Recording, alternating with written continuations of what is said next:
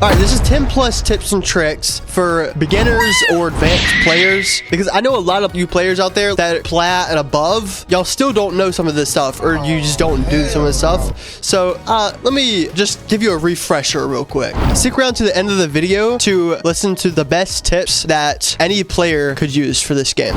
The first one is to always make rotates, whether you have a shotgun or impact grenades or whatever. That's why secondary shotguns are really good. Always make rotates, reinforce, set up sight, all that good stuff.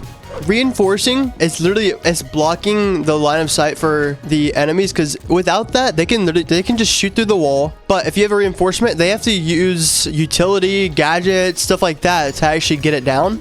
Second tip is please stop placing shields on doorways like this. Please stop doing that. That is awful, because whenever you do this, watch this. Check this out. The only way that you can actually like get into the gunfight with the enemy is above, dude. And they can just pre-fire you. Boom, you're dead. But if you have it a little bit further back, like this, you have way better lines of sight. And this works for literally any doorway. Always put them back just a little bit further. Look, you can get angles from the sides. Like, they don't really know where you're gonna shoot from. So please start placing shields like this instead of right up next to the doorway. How about it? I'll see even people in like plat lobbies do this crap. It's so weird. I don't understand like why people can't get the fact that you need to stop placing shields on doorways. It doesn't help at all. Especially whenever you're placing your shield behind the door, it allows for your teammates to put a Jaeger ADS on the door, so it catches any frags or anything like that that's gonna blow up the shield. Because if you put it on the doorway, they can just blow it up with utility. But if it's back here, Jaeger ADS, that thing's not getting blown up, or at least they have to waste a bunch of utility to blow it up, you know, or gone 6 or something. All right, the third tip is please always drone. If I jump down here, I'm telling you right now, I bet my left nut there's an enemy combatant right down there. Watch this, enemy combatant right there. Boom. See the power of droning? All you gotta do is like basic face checks. Okay, but you get the gist. You get the gist. Please always drone out so you can actually see where the enemy combatants are gonna be. Especially because whenever I have like random teammates, they'll run into a room and somehow not get killed. I won't drone behind them because I'll just assume that everything's clear. And that same room that my teammate just ran through, there will be an enemy combatant that shoots me down right as soon. Like, yeah, it's unfortunate stuff. So please always drone. Never trust randoms, especially because like don't just run through a room and not get killed, and you run through the same room and you get shot dead. The fourth tip is pre-fire all your gunfights. Just go pre-fire there. Pre-fire.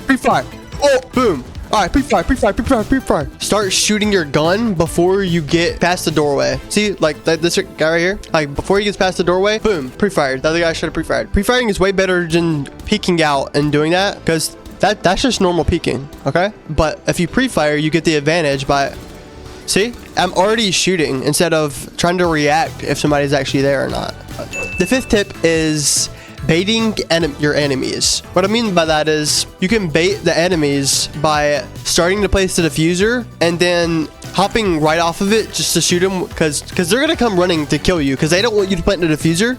So you can just bait that out and then shoot them instead. This works especially with the last couple like seconds of the round, like the last 5 seconds. Hop on the diffuser real quick and then do boop, boop, boop, boop, boop, boop. Once you hear the enemy coming, you hop on the diffuser and get ready for them real quick. Instead of sticking, you can do this as well with the downed enemies. Instead of finishing off the enemies, you can hold a well-positioned angle to where if they come to try to revive their teammate, you can shoot them too. See?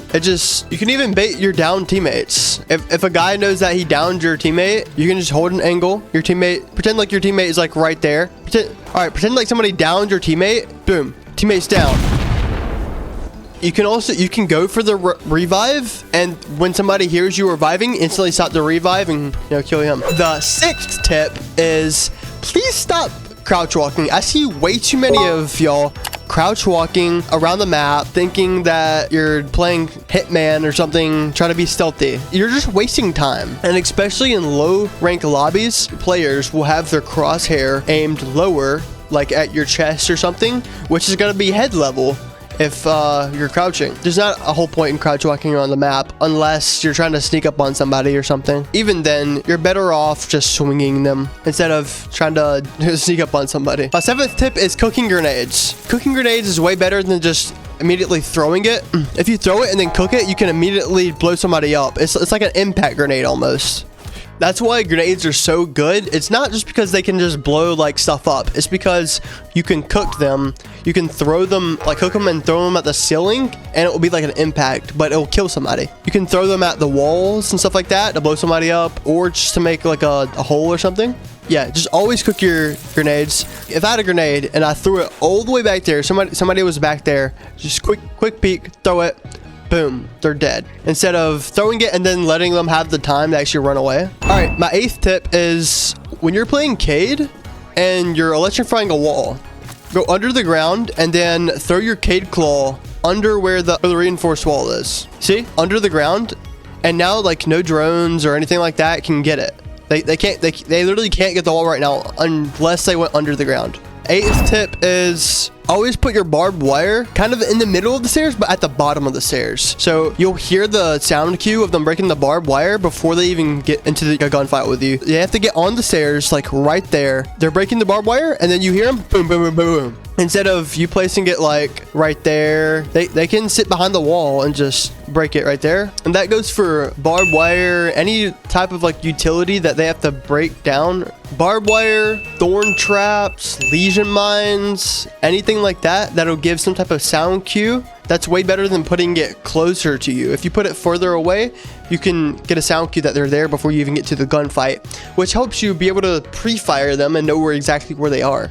These last 3 tips are going to be about mindset, because a lot of you players out there really don't have a great mindset when it really comes to video games in general. So this 8th tip is about accountability and blaming others for your actions, and just really any game, to be honest. But whenever you die or anything like that, just stop immediately blaming something else that other than you, because, and this isn't just for like anybody else's sake, this is how you become a better player, by trying to reflect on what could have went better in that round. What could you have done better?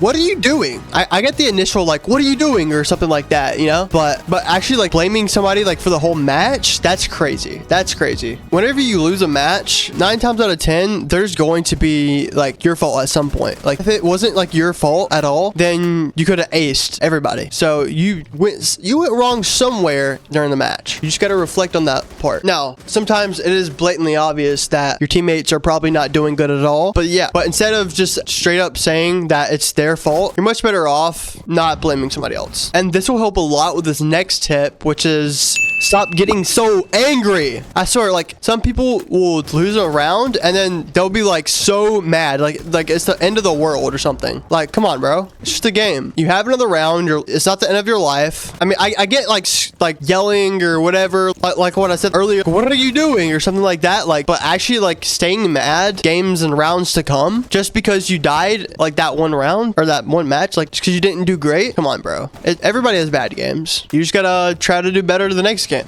And if you have this growth mindset, you win so much more of your matches than not having this growth mindset. You're just better off not thinking negative about everything. The more positive you are, the better your mindset's gonna be, which will help you get more kills instead of just being straight up angry.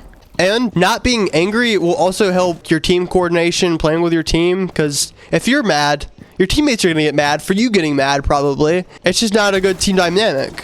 What can I say?